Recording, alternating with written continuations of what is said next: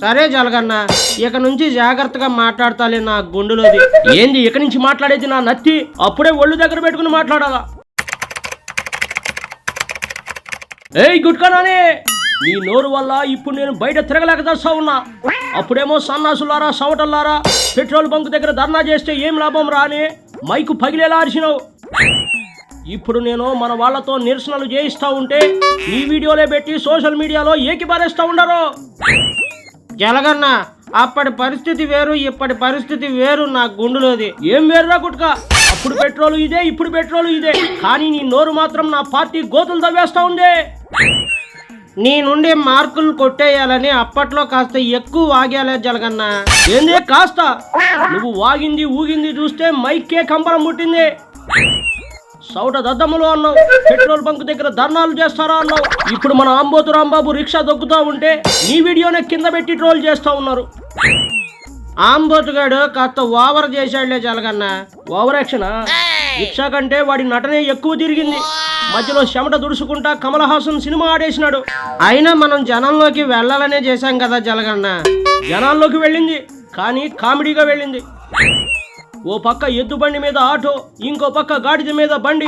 ఇప్పుడు జనాలు YCP circus party అంటా ఉన్నారు. సోషల్ మీడియాలో వాళ్ళు కావాలనే కొందరు సన్నాసులు ఇవన్నీ తిప్పుతున్నారులే జలగన్న. నా బొచ్చులోది. నీ బొచ్చులానే ఏడ్చింది మన పరిస్థితి కూడా ఇప్పుడు. అయినా ట్రోల్స్ తిప్పడానికి సరుకిచ్చింది నువ్వేగా గుట్క.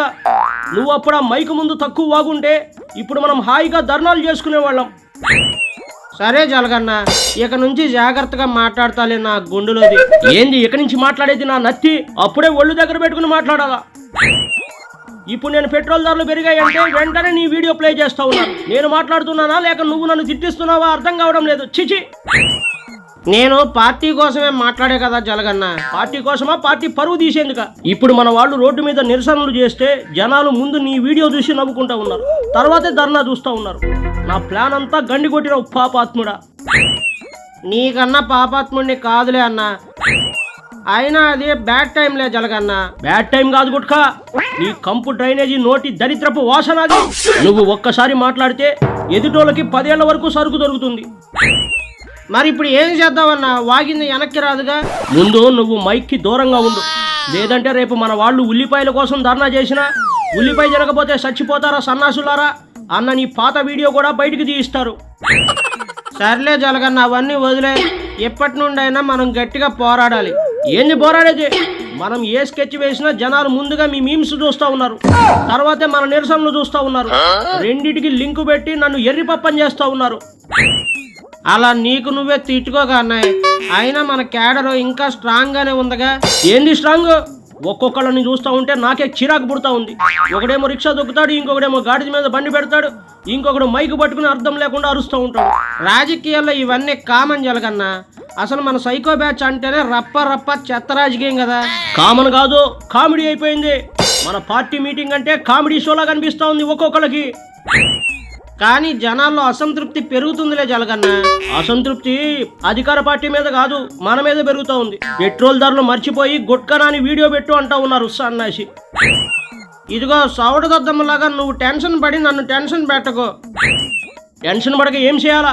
నేను ఎన్ని ప్రయత్నాలు చేసినా అధికారంలోకి రాలేక దస్తా ఉన్నా. పైగా మీరు చేసే పనుల వల్ల నాకు ఇంకా ఇంకా డ్యామేజ్ ఎక్కువ అవుతా ఉంది. మేమంతా మీకోసమే పని చేస్తున్నాం జలగన్న. పని చేస్తున్నారా? నన్ను పాతాళంలోకి తోస్తా ఉన్నారా? మన పార్టీలో ఉన్న వాళ్ళందరూ సన్నాసులే. ఎవడికి చదువు లేదు, సంస్కారం లేదు, జ్ఞానం లేదు. ఒక్కొక్కరిని చూస్తూ ఉంటే నాకు తల తిరుగుతూ ఉంది.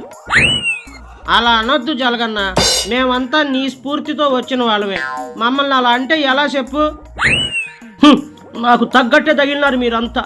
అంత తిండి దండగ వేదవలు. నా ప్రాణానికి శనిలా తగులుకున్నారు మీరంతా.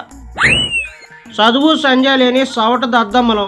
మాకు నువ్వు కాక ఎవడెత్తాడు అవకాశం నా బొచ్చులోది. అసలు అయినా ఇప్పుడు ఏం చేయమంటావు జలగన్న? చెప్పండి, శేషపారు దొబ్బుతాం. ముందు మీరు ఎవ్వరూ మాట్లాడొద్దు. నోళ్లు మూసుకుని ఉంటేనే మనకి సగం మేలు జరుగుతుంది. లేదంటే రేపు మన పార్టీ పేరు మార్చి మీమ్స్ పార్టీ అని పెట్టుకోవాల్సి వస్తుంది.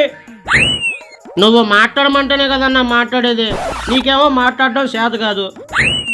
మన సన్నాసులు మాట్లాడితే ఇలా తిడతావు నా బొచ్చులోది. అంతా నీకు తగ్గట్టే మాట్లాడతావు. చిచి, చేదర పుడుతుంది. దీనికన్నా నా లారీ వేసుకుని డ్యూటీకి పోతే బాగుంటుంది నా బొచ్చులోది. ఏంట్రా నా పార్టీనే తిడతా ఉన్నావు? గొడ్డలి పంపాలా నీకు? నీకు నీ గొడ్డలికి ఓ దండం. అసలు మీ శని పోయిన దగ్గర నుండే మనకి శని పట్టుకుంది. ఆయనే దెయ్యమై మనకు శనిలా పట్టుకున్నాడేమో. ఇదిగో వివేకం బాబాయ్, మా జలగన్నను ఆ బొక్కలో మళ్ళీ దోయించు. శని దరిద్రం వదులుతుంది మా పార్టీకి.